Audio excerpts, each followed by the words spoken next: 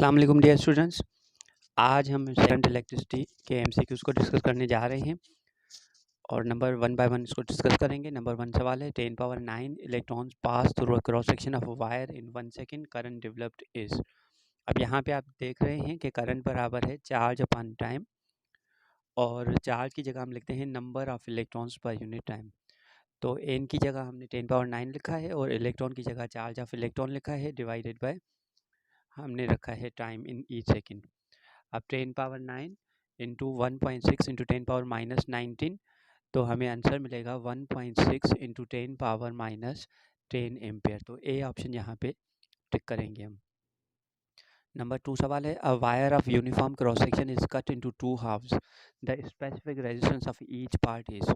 अब एक single wire को हमने दो हिस्सों में तकसीम किया है, तो लेंथ तो हाफ हो गई है लेकिन स्टिल मटेरियल वही है, और स्पेसिफिक रेजिस्टेंस जो है वो डिपेंड, स्पेसिफिक रेजिस्टेंस का मतलब है रेजिस्टिविटी।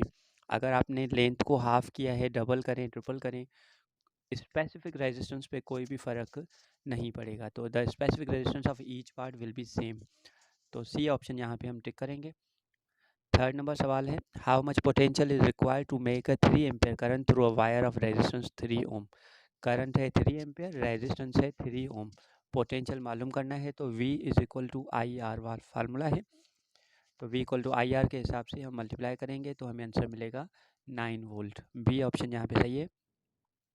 नंबर 4 है electric power is मेयर्ड in the unit of. अब इलेक्ट्रिक पावर का वैसे यूनिट हम वाट कहते हैं। अब यहाँ पे आप चेक करें कि आप यहाँ पे देख रहे हैं पावर बराबर है आई स्क्वायर आर, यानी आई के हिसाब से एम्पेयर का स्क्वायर और आर के हिसाब से ओम। तो पावर का यूनिट हम एम्पेयर स्क्वायर ओम भी कह सकते हैं। तो सी ऑप्शन यहाँ पे सही होगा। 5 है the internal resistance of a battery is.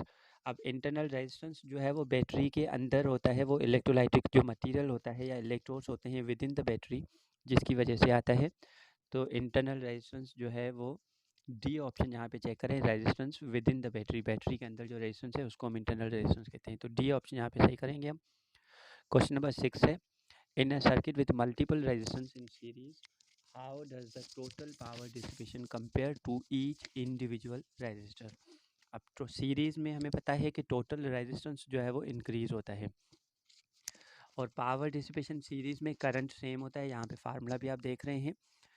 तो टोटल रेजिस्टेंस सीरीज़ में ज़्यादा होगा तो पावर डिसिपेशन टोटल ज़्यादा होगी as compared to individual resistor.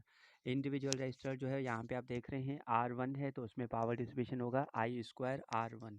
दूसरे रेजिस्टर में है आई स्क्वायर R2, लेकिन इसकी जगह हम टोटल लिखते हैं तो टोटल रेजिस्टेंस ज़्यादा हो जाएगा, तो ओवरऑल पावर डिसिपेशन ज़्यादा होगी इंडिविजुअल रेजिस्टर से। तो हम यहाँ पे टिक करेंगे बी ऑप्शन, देखें total power is greater than the individual resistor, B option सही करेंगे हम। 7 नंबर चेक है ohm law is valid for. Ohm's law हम सिर्फ कंडक्टर्स के लिए कहते हैं, सी ऑप्शन जो है वो टिक करेंगे। नंबर 8 है which material typically has the lowest resistivity at 0 centigrade.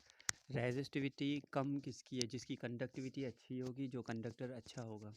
तो यहाँ पे जो ऑप्शन हैं उसमें सिल्वर हमें बेस्ट दिखाई दे रहा है बाकियों के मुकाबले में, तो सी ऑप्शन यहाँ पे हम सही करेंगे। नंबर 9 है specific resistance of a wire does depend upon. Specific resistance जो है वो लेंथ एरिया पे डिपेंड नहीं करता है, स्पेसिफिक रेजिस्टेंस सिर्फ और सिर्फ यानी रेजिस्टिविटी सिर्फ और सिर्फ टेम्परेचर पे डिपेंड करती है। तो सी ऑप्शन यहाँ पे हम टिक करेंगे। नंबर 10 है the rate of flow of charge in a conductor is called. Current की डेफिनेशन है, बी ऑप्शन हम टिक करेंगे। नंबर 11 है EMF is defined as the work done in transferring the charge from. अब यहाँ पे फिगर में आप देख रहे हैं कि EMF जो है वो चार्ज को बैटरी के नेगेटिव टर्मिनल से पॉजिटिव टर्मिनल की तरफ हम जब पास करवाते हैं, या मैं यूँ कहूँ लोअर पोटेंशियल से हाई पोटेंशियल की तरफ हम ट्रांसफ़र करवाते हैं जब चार्ज को, तो उसमें जो वर्क रिक्वायर्ड होता है उसको हम कहते हैं EMF। तो यहाँ पे हम टिक करेंगे फिर हम negative terminal to the positive terminal of the battery, A option हम टिक करेंगे।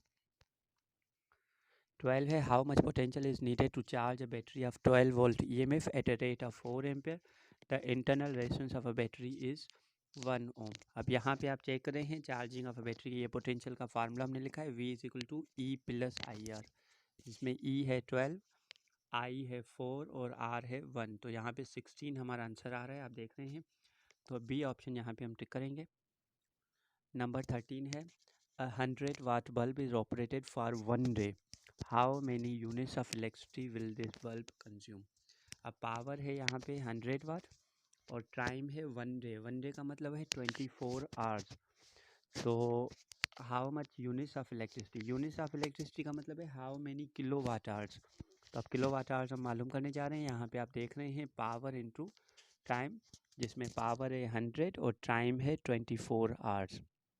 तो ये हो जाएगा 2400 और यहाँ पे सॉल्यूशन आप देख रहे हैं ए ऑप्शन हमारा सही आ रहा है। 2.4 किलो वाट आवर्स आएगा, यानी 2.4 यूनिट्स। ए ऑप्शन यहाँ पे हम सही करेंगे। नंबर 14 है 4 resistors 20 ohm, 8 ohm, 100 ohm and 20 ohm are connected in series across 12 volt battery. Which resistor will have more potential drop? अब यहाँ पे आप देख रहे हैं सारे सीरीज़ में हैं। जब सीरीज़ में है तो करंट सारों में सेम है और V इज इक्वल टू होता है IR। इसका मतलब जिसका रेजिस्टेंस ज़्यादा होगा उसमें पोटेंशियल ड्रॉप ज़्यादा होगा।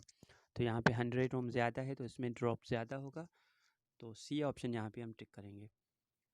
नंबर 15 है 2 copper wires have their length in the ratio of 1:2 and cross section in the ratio 2:3, the ratio of their specific resistance. अब स्पेसिफिक रेजिस्टेंस का मतलब है रेजिस्टिविटी। तो कॉपर वायर्स हैं दोनों, तो दोनों का जो है वो रेजिस्टिविटी सेम होगा, यानी इसका रेशियो सॉल्व करने की ज़रूरत नहीं है। रेशियो इनका 1:1 ही होगा। नंबर 16 है a series combination of 10 resistors each of 10 ohm is connected in parallel with 10 ohm resistor. The equivalent resistance of the combination is approximately. अब यहाँ पे देखें सीरीज कॉम्बिनेशन है 10 रेजिस्टर्स का, तो इन सारों का जो है वो जवाब आएगा 100 और उसको हमने कनेक्ट किया हुआ है पैरेलल में विद 10 ओम। फिगर यहाँ पे हम देख रहे हैं। तो ये 100 और 10 ओम ये दोनों अब पैरेलल में हो गए हैं, जिनको पैरेलल वाले फार्मूला से हमने यहाँ पे सॉल्व किया है। यहाँ पे आप देख रहे हैं। नंबर 17 है the terminal potential of a battery is called EMF, यानी बैटरी के टर्मिनल पोटेंशियल को हम EMF तब कहेंगे जब वो कनेक्टेड ना हो। ये डेफिनेशन है। सी ऑप्शन यहाँ पे हम टिक करेंगे when battery is not connected to external load. Number 18 है parallel combination of conductors the total conductance. अब देखें पैरेलल कॉम्बिनेशन जो कंडक्टर्स का है, या इसको अब कंडक्टर वही जिसमें करंट पास हो रहा है। अब ये पैरेलल कॉम्बिनेशन अगर हम कर रहे हैं तो टोटल रेजिस्टेंस पैरेलल में कम होता है, और टोटल रेजिस्टेंस अगर कम होता है तो इसका मतलब कंडक्टेंस टोटल इंक्रीज होगी। तो डी ऑप्शन इंक्रीज हम टिक करेंगे। 19 नंबर है current of 5 ampere through battery is maintain for 30 second in this time 600 joule of chemical energy is transformed into electrical energy. How much power is available for heating. अब यहाँ पे देखें power बराबर होता है Vardhan per unit time. Work यहाँ पे 600 joule है और टाइम हमारे पास 30 सेकेंड है। तो इसको हमने यहाँ पे सॉल्व किया है, आप देख रहे हैं यहाँ पे। तो जवाब आएगा 20 वाट। ए ऑप्शन सही होगा। नंबर 20 है resistors of 20 ohm 40 ohm 50 ohm are connected in parallel across 50 volt power source. How much current will flow in 40 ohm resistor. अब यहाँ पे फिगर में आप देख रहे हैं तीनों रेजिस्टर्स पैरेलल में हैं, इसका मतलब पोटेंशियल सारों में सेम होगा। अब 40 ओम में करंट कितना होगा, तो आई बराबर है V/R। V है 50, R है 40, डिवाइड करेंगे तो 1.25 जवाब आएगा। बी ऑप्शन यहाँ पे हम टिक करेंगे।